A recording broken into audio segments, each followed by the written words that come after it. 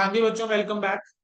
बेटा, कंटिन्यू कर रहे हैं हमारा फ्रेमवर्क वाला चैप्टर। अब हम इस सेशन के अंदर बेटा क्वेश्चंस डिस्कस करेंगे। ठीक है बेटा, चलिए ध्यान देंगे। स्टडी मटेरियल का बेटा पहला क्वेश्चन। ठीक है, दो ये वाला क्वेश्चन आप लोगों ने पढ़ लिया होगा खुद से अब तक, लेकिन स्टिल मैं एक बार आपके साथ डिस्कस कर लेता हूँ। क्वेश्चन की रिक्वायरमेंट क्या थी? बैलेंस शीट आपको दे रखी थी बेटा 31 मार्च 2021 की।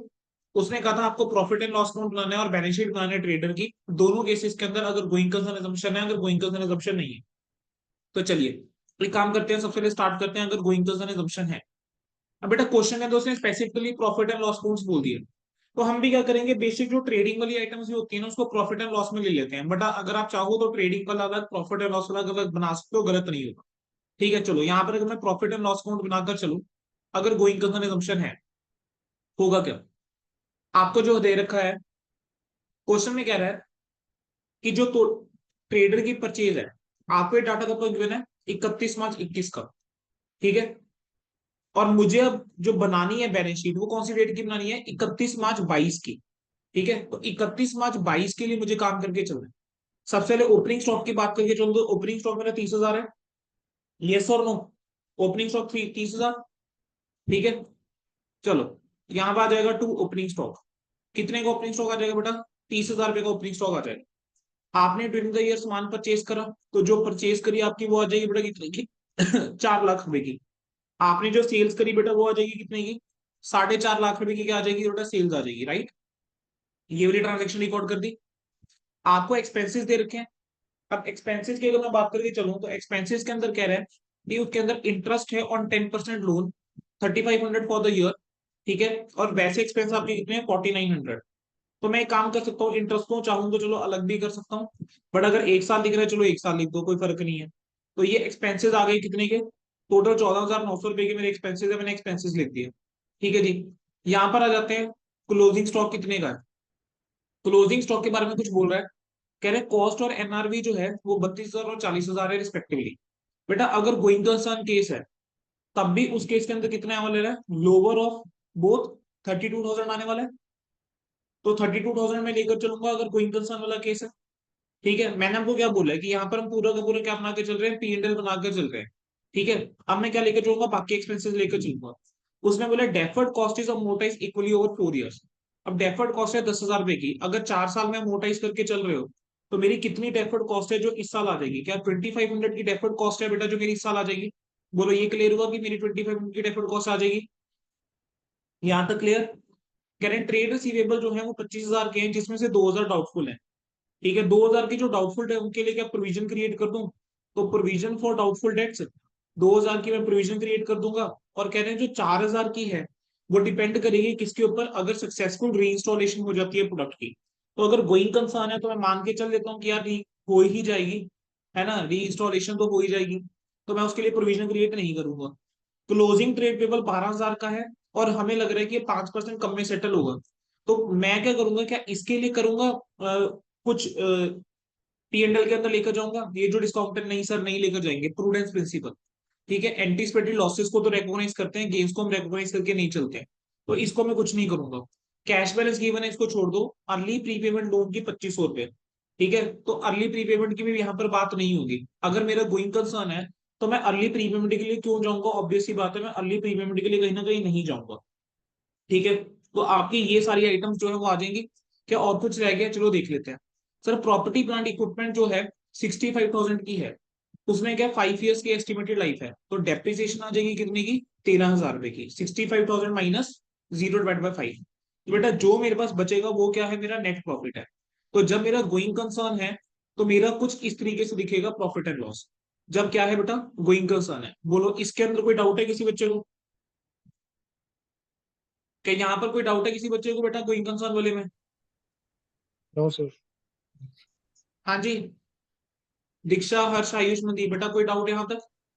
No sir. No sir. ठीक है जी। बेटा कितना आ रहा है नेट प्रॉफिट, मुझे बता दो फटाफट से।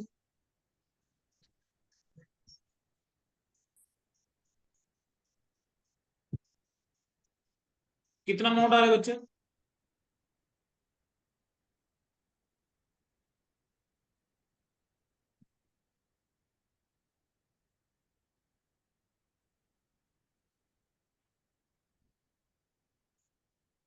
बच्चे माइनस करके बता दीजिए बेटा प्लीज कितना अमाउंट आ रहा है।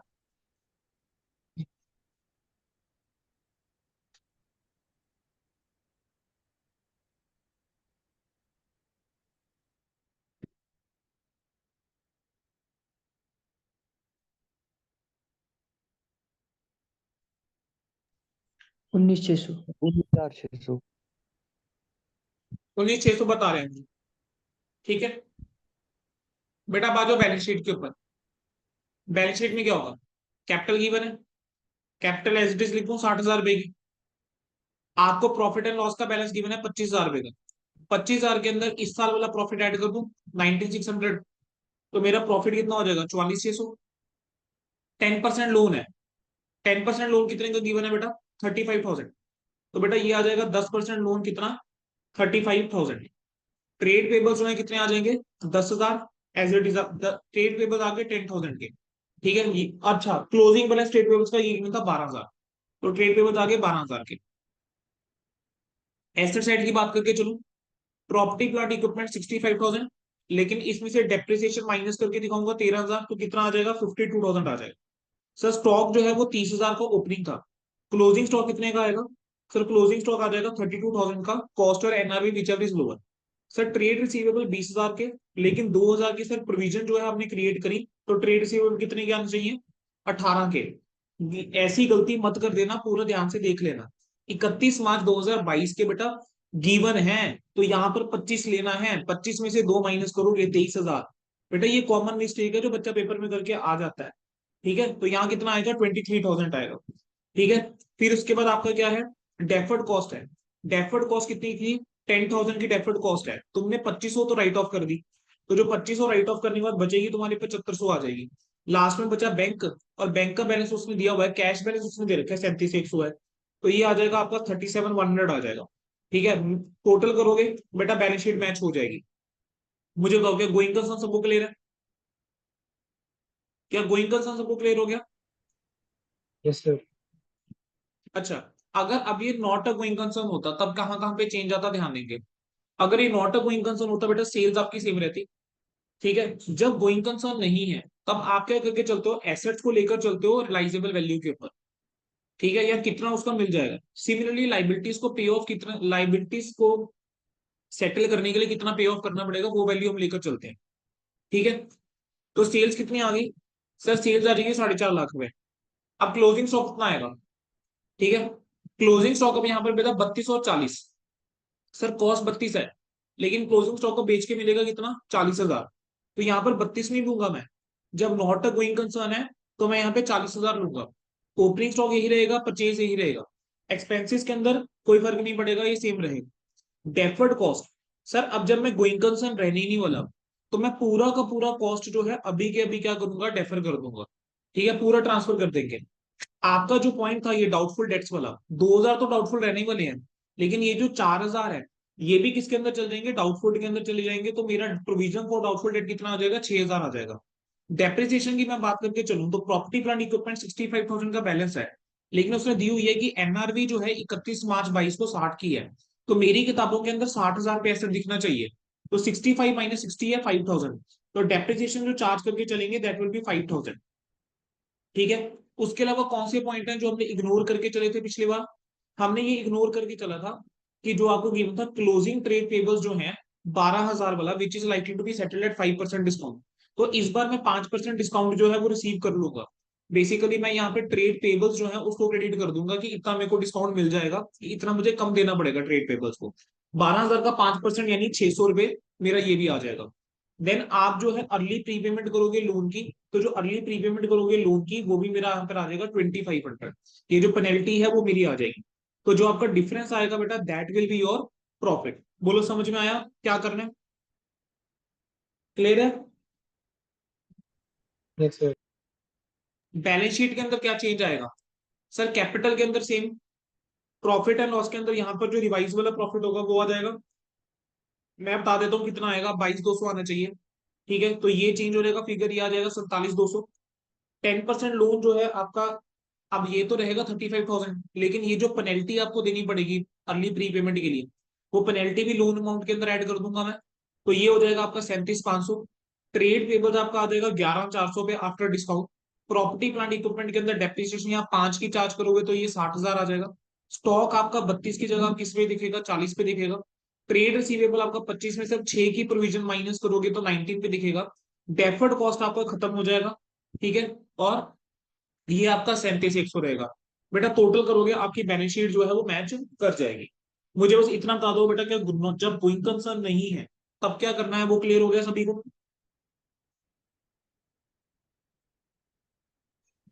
बच्चों प्लीज यस सर। कंफर्मेशन दे दीजिए बेटा ताकि आगे बढ़ सकूं। Yes sir. Yes sir. Clear और not? Yes sir. Yes sir. Okay. Example number 2 क्या हम कर चुके हैं डिस्कस? कैश बेसिस और एक्रूवल बेसिस वाला रफ सा बना के देखा देखा था। मैंने बताया था ना कि 50 क्या होगा, ये 50,000 जो क्रेडिट पे है, ठीक है। तो जब एक्रूवल बेसिस है तब ये 50,000 भी ले लूंगा और ये 2,500 भी ले लूंगा। लेकिन अगर कैश बेसिस वाला है तो सिर्फ मैं 2500 जो है ये 2,000 ही अपनी सेल्स के अंदर इंक्लूड कर रहा हूँ, सॉरी ये 60,000 अपनी सेल्स के अंदर इंक्लूड कर रहा हूँ। हो जाएगा? क्वेश्चन नंबर 2 हो जाएगा? बढ़ सकता हूँ आगे? Yes sir. जी। क्वेश्चन नंबर 3 हमने डिस्कस कर लिया था, वो चेंज इन मेथड वाला। एग्जाम्पल नंबर 3, एग्जाम्पल नंबर 3 पे आ जाओ फटाफट से। एग्जाम्पल नंबर 3 और 4 को ना कंबाइंड करके सॉल्व करते हैं, चलो फटाफट। क्या हो जाएगा? Assets minus liability is equal to equity. 5 lakh रुपए के एसेट्स हैं, 2 लाख रुपए की लाइबिलिटी, 3 लाख रुपए की इक्विटी। 20,000 की कैपिटल इंट्रोड्यूस करी, बोलो इम्पैक्ट क्या पड़ेगा? सर एसेट्स आपके बढ़ेंगे 20,000 से और इक्विटी आपकी बढ़ेगी 20,000 से। तो 5.2 माइनस 2 इज इक्वल टू 3.20। कोशिश करना बेटा ट्रैक दिखाने की, ठीक है। कि उसने पूछा इफेक्ट क्या होगा, तो आपको इस फॉर्म के अंदर बस स्टेटमेंट लिखनी है, ट्रांजेक्शन लिखनी है आगे और दिखा देना है। Earn income from investment 8,000, income अगर अर्न करिए तो सीधी बात है पैसा आएगा, तो एसेट तो बढ़ेगा। और दूसरा इम्पैक्ट उसका कहां पर जाएगा? इक्विटी के अंदर, इक्विटी बढ़ेगी तो इक्विटी हो जाएगी 3.28। 31,000 रुपए की लाइबिलिटी थी, 30,000 में पेमेंट करके सेटल करी, क्या करेंगे बताओ जरा? सर लाइबिलिटी आपकी कम हो गई कितने से? 31 से, तो 1.69 बिल्कुल। रह जाएगी लाइबिलिटी आपकी जेब से। लेकिन कितना गया? 30,000 ही गया, तो यहाँ आ जाएगा बिल्कुल। 4.98, ठीक है। और जो बैलेंस है वो कितना बचेगा? सर बैलेंस जो आ जाएगा आपका आ जाएगा 3.29 आ जाएगा, जो 1,000 रुपये कम गया वो मेरा फायदा हो गया, इनकम हो गया मेरी। आपने वेजिस पे करी 2,000 रुपए की, बोलो क्या करेंगे? सर 4.96 यहाँ आ जाएगा। और दूसरी तरफ आपकी क्या है, एक्सपेंस है ये, तो आपकी इक्विटी कम होने वाली है। सर रेंट आउटस्टैंडिंग है 1,000 का, यहाँ 4.96 आ जाएगा। रेंट आउटस्टैंडिंग यानी लाइबिलिटी है, तो लाइबिलिटी बढ़ेगी तो 1.70 आ जाएगा यहाँ पर। और यहाँ पर क्या इम्पैक्ट पड़ेगा? आपका खर्चा है ये, तो ये 3.26 रह जाएगा। ड्रॉइंग्स है 4,000 रुपए की, तो आपका कैश कम होगा, एसेट कम होगा, 4.92 आ जाएगा। यहाँ पर आपका 1.70 रहेगा। अब ड्रॉइंग्स की वजह से इक्विटी कम होने वाली है तो 3.24 आ जाएगा। बोलो बेटा ये फाइनली इक्वेशन बन जाएंगे, ठीक है। अब बेटा कहने को इस क्वेश्चन के अंदर कुछ भी नहीं है ना, टू सॉरी यहाँ पर 2। कहने को इस क्वेश्चन के अंदर कुछ भी नहीं है ना, है क्या? जो +1 के अंदर हम चैप्टर करते थे अकाउंटिंग इक्वेशन, बिल्कुल वही चीज है। लेकिन फिर भी बच्चे इसके अंदर गलती करके आते हैं। थोड़ा सा ध्यान से करके आना, ध्यान से ट्रांजेक्शन को रीड करके चलना। और उसने क्वेश्चन के अंदर आपको बोला है कि आपको सिर्फ इफेक्ट दिखाना है कि इन ट्रांजेक्शन का क्या होगा, in the form of asset minus liability is equal to equity. तो आपको बस क्या करना है, लिखना है transaction assets minus liability is equal to equity. उसके नीचे ट्रांजेक्शन का नंबर लिखते जाओगे और आगे जाके इक्वेशन दिखाते जाओगे, खत्म।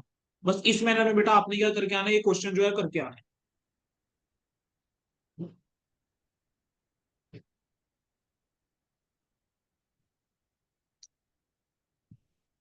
डन है बच्चों? Example number 5 discuss, yes 6 discussed, ये मैं डिस्कस कर चुका हूँ ऑलरेडी क्वेश्चन करवाते करवाते। तो ये मैंने सारे क्वेश्चन करवाते करवाते डिस्कस कर लिए हुए हैं, ठीक है। आ जाएंगे अगले सवाल की तरफ। थ्योरी क्वेश्चन 1, क्वालिटेटिव कैरेक्टरिस्टिक्स क्या है फाइनेंशियल स्टेटमेंट के? सर 4 थे, अंडरस्टैंडेबिलिटी, रेलेवेंस, कंपेरेबिलिटी और रिलायबिलिटी, ठीक है। Next theory question 2, one of the characteristics of the financial statement is neutrality, do you agree with the statement? बेटा बेसिकली इसके अंदर क्या लिखना है कि इंफॉर्मेशन अगर रिलायबल होनी चाहिए, ठीक है, तो वो क्या होगी? रिलायबल होने के लिए इंफॉर्मेशन जो होनी चाहिए वो न्यूट्रल होनी चाहिए, फ्री फ्रॉम बायस होनी चाहिए। तो बेसिकली रिलायबिलिटी के ऊपर उसने आपसे यहाँ पे टेस्ट करा हुआ है, ठीक है। कर लेंगे ये।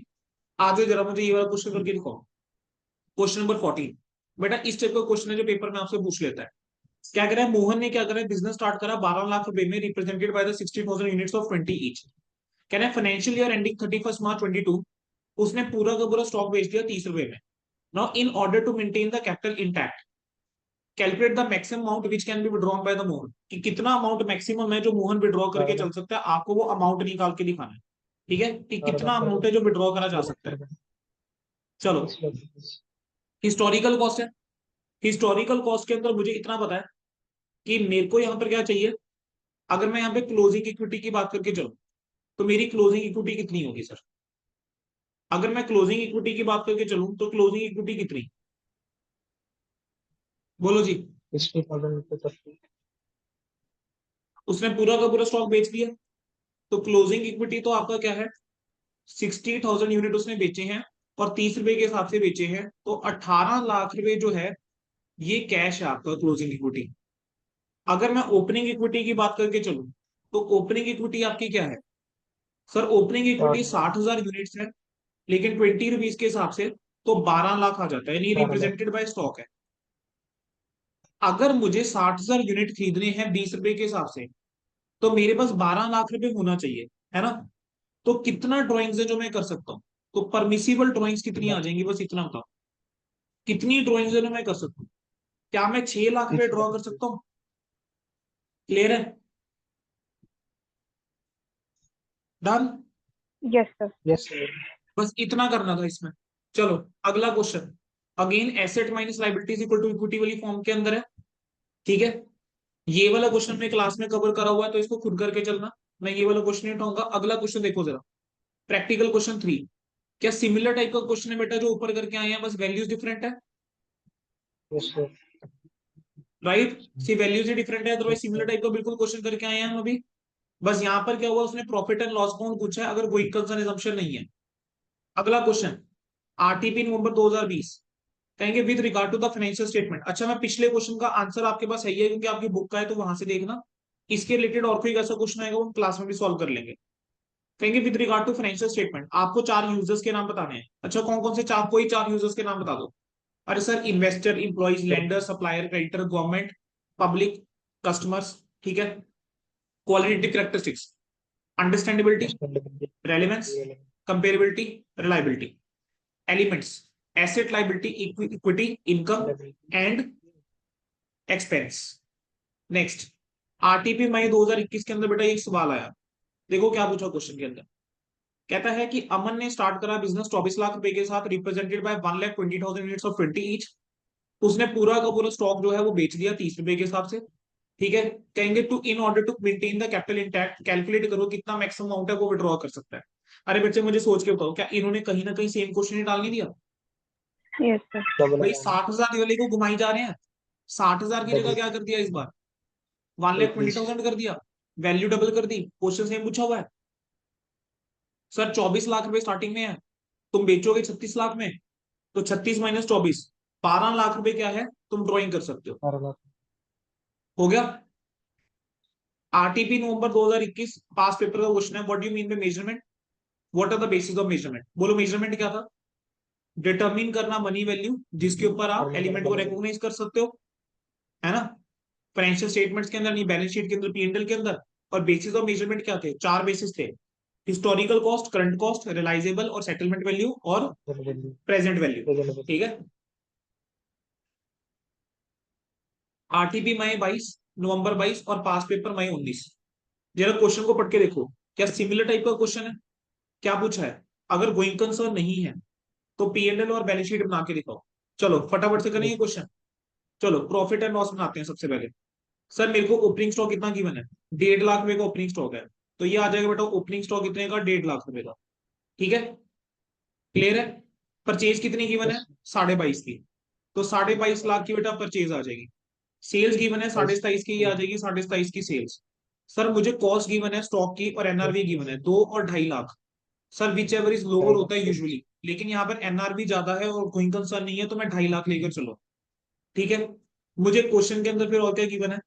मेरे को क्वेश्चन में बता रहा है कि जो रिमेनिंग लाइफ है फिक्स एसेट की वो 8 साल है, और पैटर्न ऑफ यूज जो है सेम है, और एनआरवी जो है वो 325 है।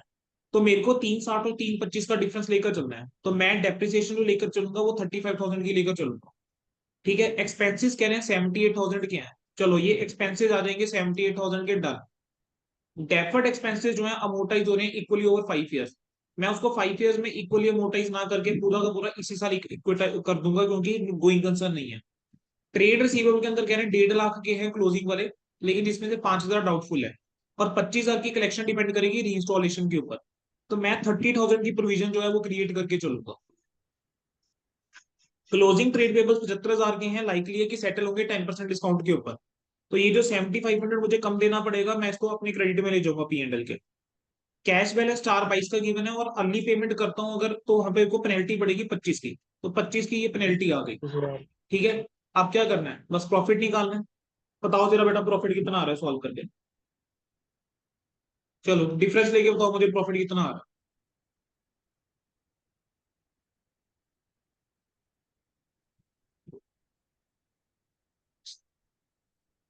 हाँ जी बच्चों,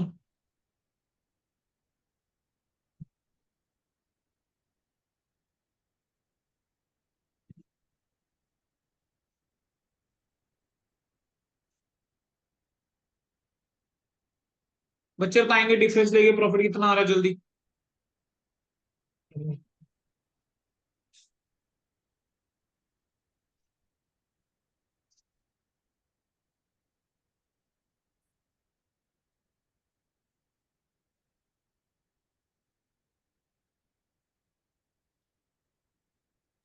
4,21,000। कितना? 4,21,000। 4,21,000। Yes sir. चेक करो दोबारा बेटा, कुछ गलत बोल रहे हो। मनदीप बेटा कितना आ रहा है? एक मिनट सर। हाँ जी, 35,000। Okay okay.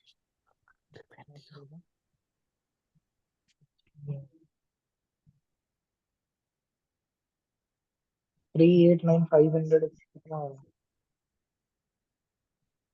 389,500 आ रहा है बच्चे। Yes sir. आयुष आयुष बेटा गलत बात, देख तीन लिया वैल्यूज 35 लिखी कर हुई है दिए थे वैल्यूज। सर, हम्म, डेप्रिसिएशन 3500 कर दिया था मैंने ना। 389,500 आएगा, ठीक है। अब बैलेंस शीट की मैं बात करके चलूं तो बैलेंस शीट कैसे दिखेगी? सर कैपिटल 3 लाख का 3 लाख रहेगा। प्रॉफिट एंड लॉस के अंदर क्या हो जाएगा? सर 1,25 के अंदर 389,500 ऐड कर दूंगा, तो प्रॉफिट एंड लॉस कितना आ जाएगा? चलो यहाँ बना ही देता हूँ। बैलेंस शीट की बात करके चले फटाफट से। तो बैलेंस शीट के अंदर क्या होगा? सर कैपिटल जो है वो एज इट इज आ जाएगी 3 लाख रुपए की, कोई दिक्कत नहीं है। सर प्रॉफिट एंड लॉस के अंदर क्या होगा? सर 1,25,000 का प्रॉफिट एंड लॉस है ये, इसके अंदर 389,500 ऐड कर दूंगा, तो ये बन जाएगा 5,14,500 रुपए। 10% लोन कितने का है? 2,10 का। तो 10% लोन इस बार 2,10 का ना आकर मेरे कितना आ जाएगा? 2,35,000 आ जाएगा, जो 25,000 पेनल्टी ऐड कर दी। ट्रेड पेबल्स जो है वो आपके कितने के आ जाएंगे? 75,000 माइनस 7,500, तो 67,500 के आ जाएंगे। फिक्स्ड एसेट जो है उसकी उसने वैल्यू मुझे दी हुई थी 3,25,000 पे। सर स्टॉक जो है वो एनआरवी के ऊपर लेकर जाऊंगा, यानी 2.5 लाख रुपए के ऊपर लेकर जाऊंगा। सर ट्रेड रिसीवेबल जो है मेरे को क्लोजिंग पाए हुए थे 1.5 के हैं, 1.5 में से एक 30 की तुमने प्रोविजन क्रिएट करी, तो 1,20,000 रुपए के अल्टीमेटली ट्रेड रिसीवेबल आएंगे। डेफर्ड एक्सपेंडिचर तुमने खत्म कर दिया था, लिख कर दिखा देना डेफर्ड एक्सपेंडिचर, और जीरो दिखा देना। कैश एट बैंक जो है 25 का उसने बोला होता, ओपनिंग वाला क्लोजिंग कितना बोला हुआ है cash at bank? Closing cash at bank जो है दैट इज 4,22,000। तो 4,22,000 पे क्लोजिंग जो है वो कैश एट बैंक आपका आ जाएगा। ठीक है जी, क्लियर है, डन। टोटल करके यस देखना सर। बैलेंस शीट मैच हो रही है क्या?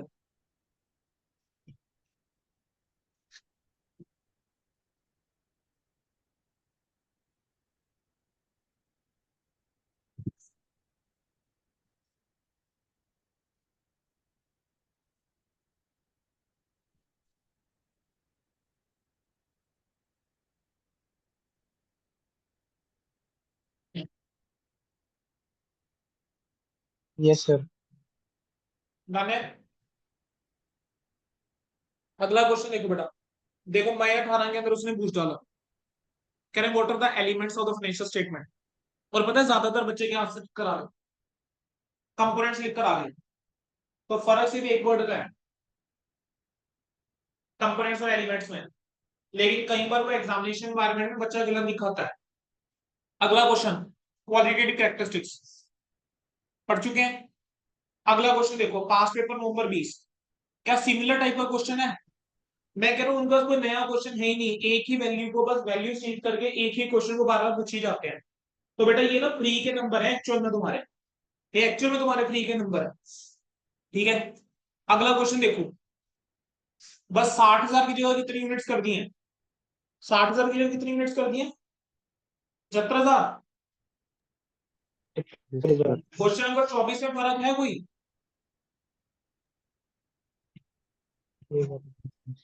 नहीं सर, रह क्या गया?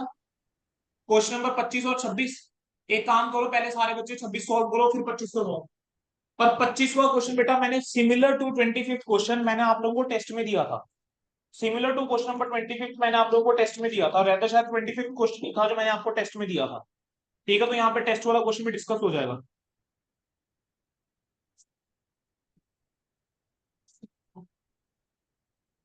चलिए करो जरा सॉल्व, खुद से कर रहे हो 26 सभी के भी सारे बच्चे।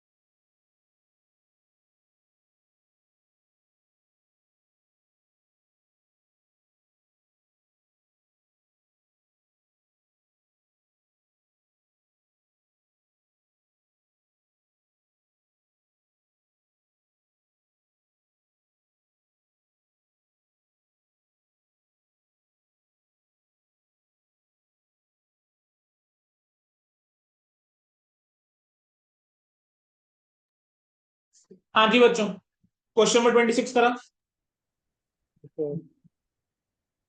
क्या करेंगे बोलो, मुझे फाइनल इक्वेशन बता दो बस, क्या आई फाइनल इक्वेशन?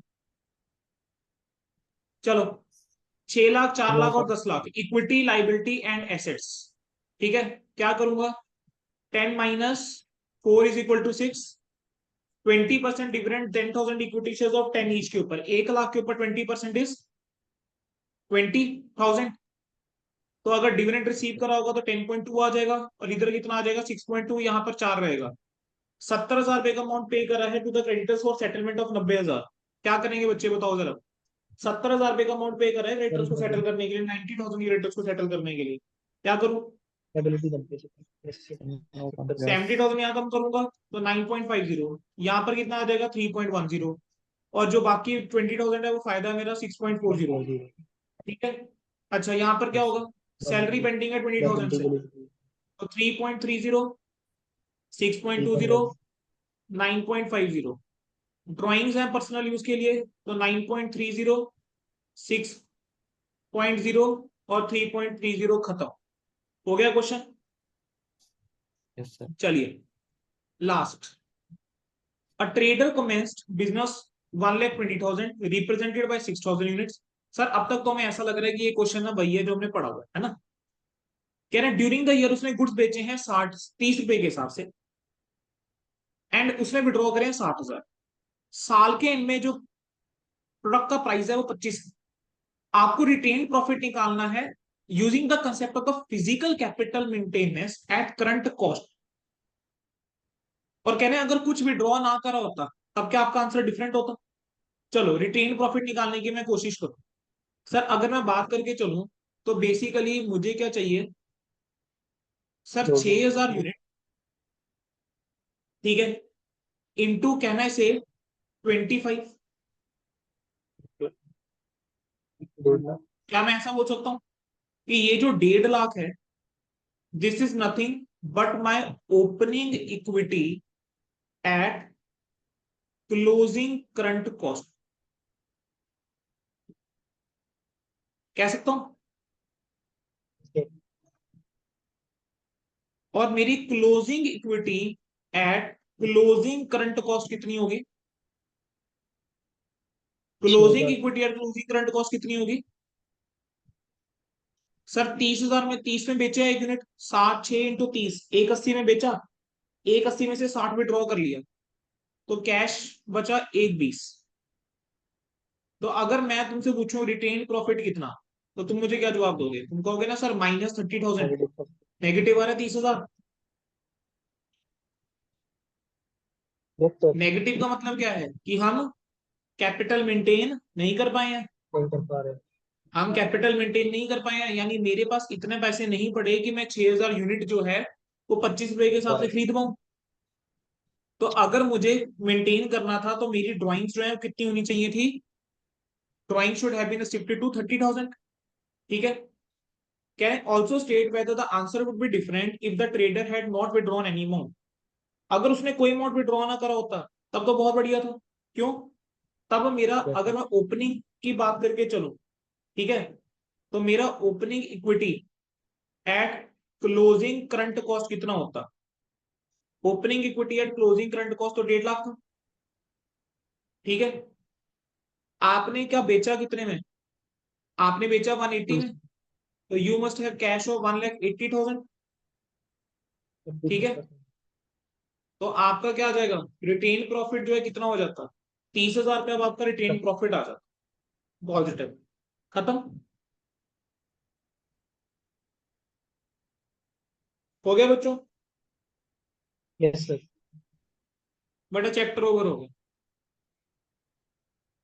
मैंने आपको क्वेश्चंस भी करवा दिए और मैंने आपको जो है इसके कंसेप्ट भी थॉरली करवा दिए। ठीक है, चलो।